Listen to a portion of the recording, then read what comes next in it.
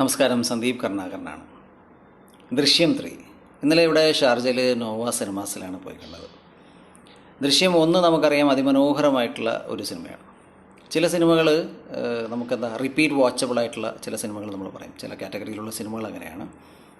അതിപ്പോൾ ടി വിയിൽ ടെലികാസ്റ്റ് ചെയ്യുന്ന സമയത്തായാലും ശരി, അല്ലാതെയാലും ശരി, നമ്മൾ പകുതി വെച്ച് കണ്ടാലും നമുക്ക് നെക്സ്റ്റ് എന്താണെന്ന് അറിയാനുള്ളൊരു ക്യൂരിയോസിറ്റി കീപ്പ് ചെയ്യുന്ന ചില സിനിമകളുണ്ട്. അത് ചില സിനിമകൾക്ക് അങ്ങനെ ഒരു മാജിക് ഉണ്ട്.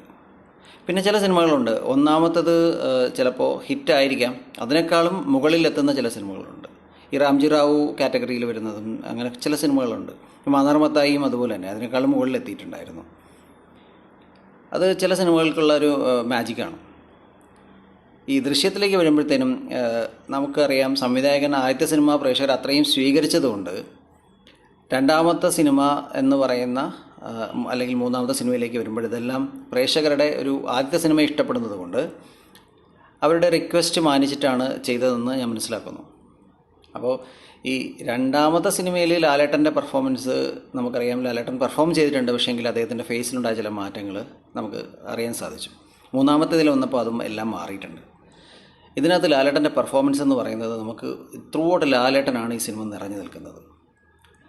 പിന്നെ പറഞ്ഞ പോലെ ജോർജ് കുട്ടിയെ പോലെ തന്നെ കഷ്ടപ്പെട്ടിട്ടുണ്ട് സംവിധായകൻ ജിത്തു ജോസഫ് സാറും. കാരണം അതിമനോഹരമായിട്ട് അദ്ദേഹം അതിനെ സ്ക്രിപ്റ്റിനെ കൊണ്ടുപോകുന്ന രീതികളുണ്ട്.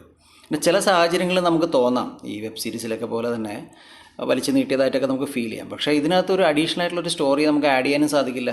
അതാ ഞാൻ പറഞ്ഞ പുള്ളി കുറച്ച് സ്ട്രഗിൾ ചെയ്തിട്ടുണ്ട് ഇതിനകത്ത്, നമ്മുടെ ജോർജ് കുട്ടിയെ പോലെ തന്നെ സംവിധായകനും. പക്ഷേ എന്നാലും നീതി പുലർത്തിയിട്ടുണ്ട്. പക്ഷേ ഈ റിപ്പീറ്റ് വാച്ചബിൾ എന്ന് പറയുന്ന കാറ്റഗറിയിൽ എല്ലാ പ്രേക്ഷകരും ചിലപ്പോൾ ഇഷ്ടപ്പെടണമെന്നില്ല.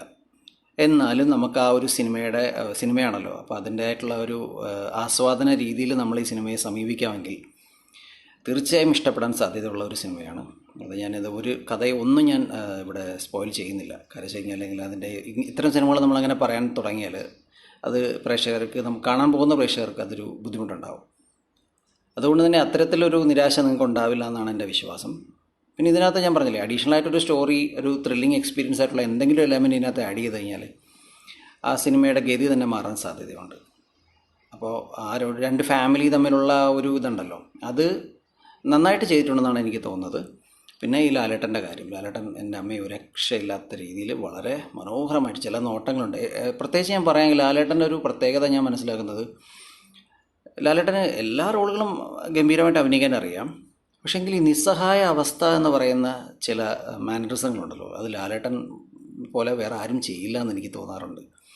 പ്രത്യേകിച്ച് നമ്മൾ ഈ കിരീടത്തിലും ചെങ്കോലിലൊക്കെ ഉണ്ടായിരുന്നു സേതുമാധവൻ്റെയൊക്കെ ആ ഒരു നിസ്സഹായ അവസ്ഥ, ഈ ചില ഇമോഷൻസ് ഉണ്ട്, അത് ലാലേട്ടനെ നമുക്ക് അത്രത്തോളം നാച്ചുറലായിട്ട് പുള്ളി അത് ചെയ്യും. അത് നമുക്ക് ഈ സിനിമയിലും കാണാൻ സാധിച്ചു എന്ന് എനിക്ക് തോന്നുന്നു. അപ്പോൾ എന്തായാലും നിങ്ങൾ കാണാത്തവരെന്തായാലും തീർച്ചയായും കാണുക. കാരണം തിയേറ്ററിൽ പോയി കാണാൻ പറ്റിയ ഒരു സിനിമ തന്നെയാണ് ഇതും. ഇതുപോലുള്ള വിശേഷങ്ങൾ നമുക്ക് വീണ്ടും പങ്കുവയ്ക്കാം. അപ്പോൾ ഈ ചാനൽ അറിയാലോ, ഒട്ടും സബ്സ്ക്രൈബേഴ്സ് ഇല്ല. ദയവായി സബ്സ്ക്രൈബ് ചെയ്യുക, എങ്കിലേ എനിക്ക് ഇതുപോലത്തെ വിശേഷങ്ങൾ നിങ്ങളടുത്ത് പങ്കുവയ്ക്കാൻ തോന്നുള്ളൂ. എല്ലാ സിനിമകളുമായിട്ട് ഞാൻ ചില സമയത്ത് വരാറില്ല, ചില സാഹചര്യങ്ങളും സമയപരിധിയും കാര്യങ്ങളും ഒക്കെ ഉള്ളതുകൊണ്ടാണ്. അപ്പോൾ എന്തായാലും നമുക്ക് വേറെ വിശേഷങ്ങളുമായി വീണ്ടും കാണാം. ബൈ.